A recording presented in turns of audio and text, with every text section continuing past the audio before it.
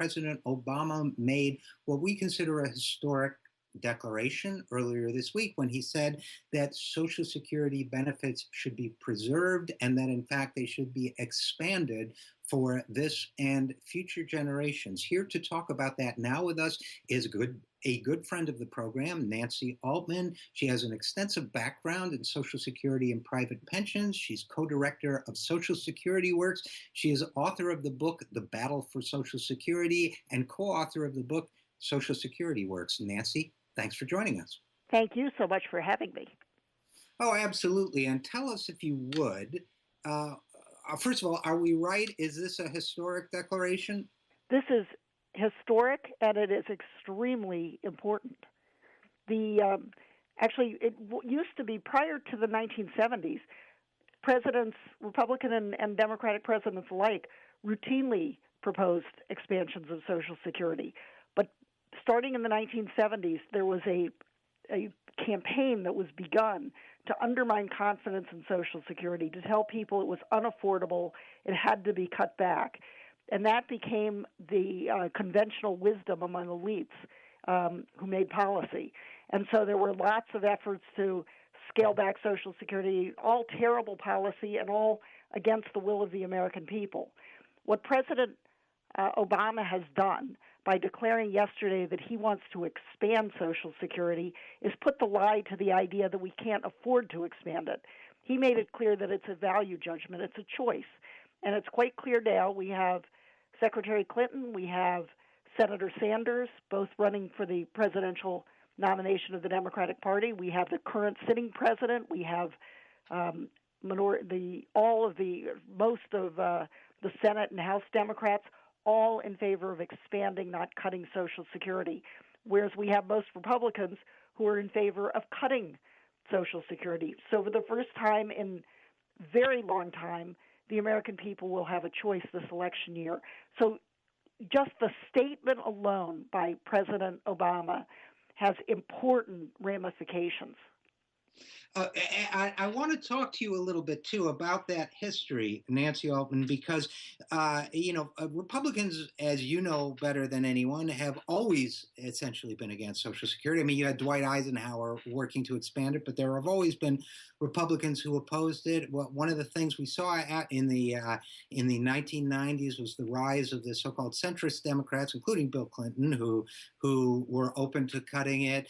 And you and I well know, since we were veterans of this battle, that President Obama himself at one point was open to closing it. He appointed a deficit commission that included people who wanted to cut Social Security as its chairs. He put it in one of his budgets with the so-called chain CPI cut to Social Security. Do you have any thoughts on why the president's position, at least in my opinion, appears to have changed, and of course for the better?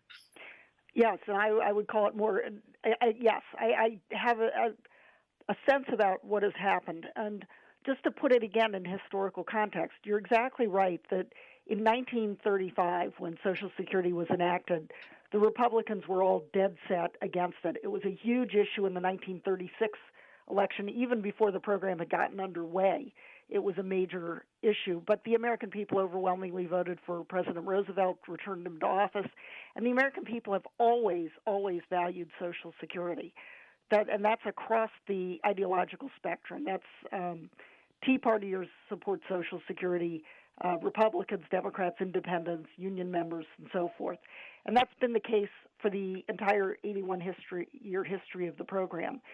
So in the 1950s and 1960s, when the Republican Party was, had some more moderate members, they never wanted to see Social Security expand quite as much as the Democrats did, but they were generally not hostile to it. But there was an undercurrent. You had Barry Goldwater, who was against it, Ronald Reagan, who was against it, and of course they took over the party, and they are in ascendancy today.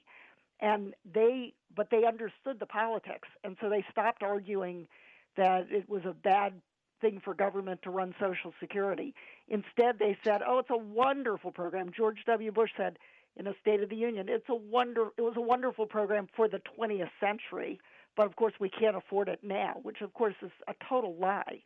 Unfortunately, the elites bought it, and I think that President Obama, all these people are very busy. They get their news and they are not experts on a lot of these things, and the mainstream media bought all of that, and they bought it. But there has been, thanks to Senator Sanders and Senator Warren and others, in other elected officials who are more progressive, they saw that this was a lie, and they saw that Social Security was an incredibly important program, and that the American people overwhelmingly supported it. And so, starting really with just Senator Sanders and a few, Representative Conyers, just a handful, they began to push first for no cuts, and then to expand the program.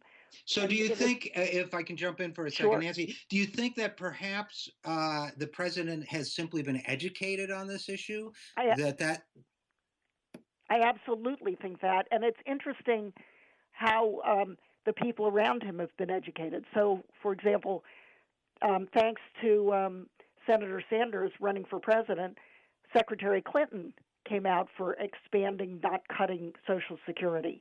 So she, of course, is close to the president, and she changed her mind.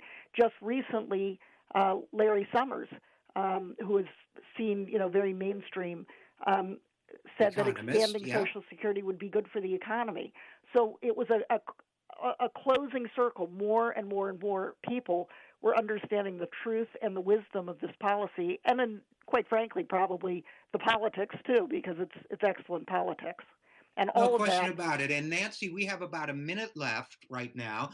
And I guess I would ask you in the closing minute, should people continue to be on guard? Should people continue to let their elected officials know? Is this something, I feel like this is great news, but we haven't won yet. It's just a declaration. What should people do in the 45 seconds or 30 seconds we have left? What should people do about this? There are billions of dollars on the other side trying to tear this program down. So they must always, always be vigilant. I believe that President Obama's statement means it will be an issue in this campaign. They should let their candidates know this is an issue they vote on. They should vote on this. They should vote in the Democrats, and we will get expansion. Well, I think that's a great summary. I think it is an exciting time. I think it's a great development, and it gives the American people leverage to hold Democrats and others feet to the fire when they get into office. So Nancy J. Altman, co-director of Social Security Works, as always, thanks for coming on the program. Thank you so much.